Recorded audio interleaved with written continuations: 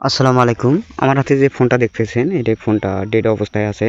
এটা আমি খুলে নিচ্ছি। খুলে নিয়ে আপনাদেরকে দেখাচ্ছি কিভাবে চালু করব, কিভাবে কাজটা করব। ভিডিওটার সাথে থাকুন।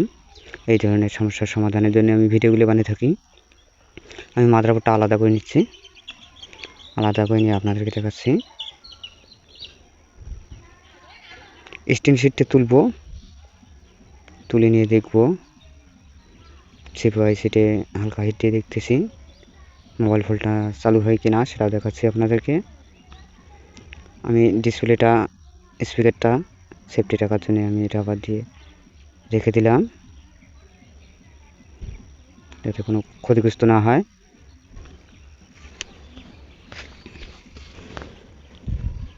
আমি সিলটি তুলে নিচ্ছি। তুলে নিয়ে স্টিল শিটটা আলাদা করব।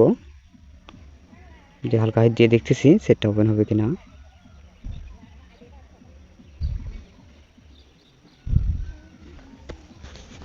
ওটা আটকে নিচ্ছি। আটকে নিয়ে আপনাদেরকে দেখাচ্ছি। স্টিল প্যান শিটটা তুলব। আইসের উপরে যে স্টিল শিটটা আছে ওটা আমি তুলে নিচ্ছি। তুলে নিয়ে আপনাদেরকে দেখাচ্ছি সেটটা চালু হবে কিনা সেটাও দেখবো, আপনাদেরকে দেখাবো।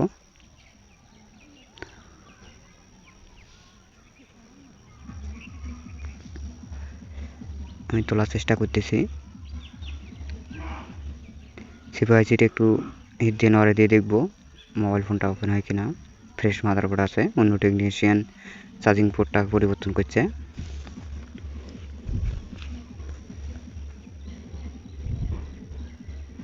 কাজগুলো খুব সতর্ক সহিত করব।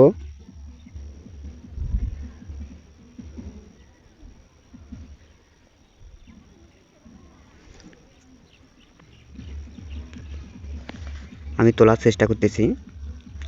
স্টিল শিটে তোলার চেষ্টা করতেছি।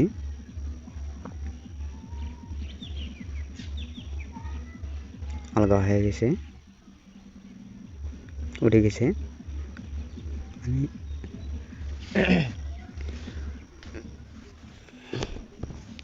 প্রথম স্টেপে আমি পেজ দিয়ে হালকা একটু হিট দিয়ে আইসিটে লড়ে দেবো, দিয়ে দেখতেছি। না হলে আইসিটে পরিবর্তন করব। আমি প্রথম স্টেপে দেখতেছি কাজটা হয় কিনা। সুন্দর করে পরিষ্কার করবো মাদারবোর্ডটা।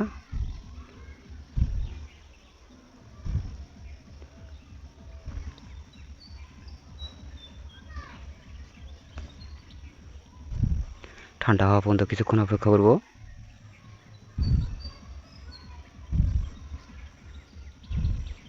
আমি থিনার বা পেট্রোল দিয়ে আমি পুরো মাদারবোর্ডটা ক্লিন করে নেব।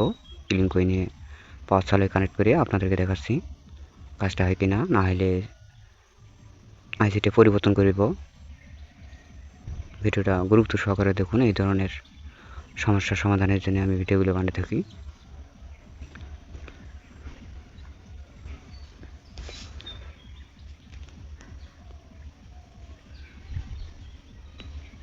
ব্যাটারি কারেকশন দিচ্ছি, দিয়ে দেখতেছি সেটটা ওপেন হবে কিনা।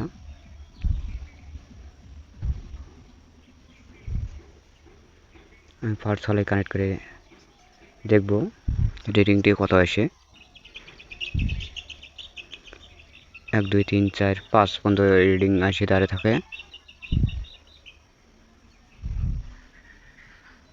আমি ব্যাটারি কারেকশন দিয়ে দেখতেছি।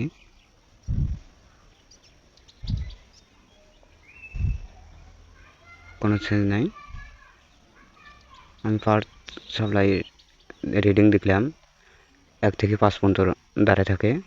আমি আইসিটি তুলিয়ে আপনাদেরকে দেখাচ্ছি।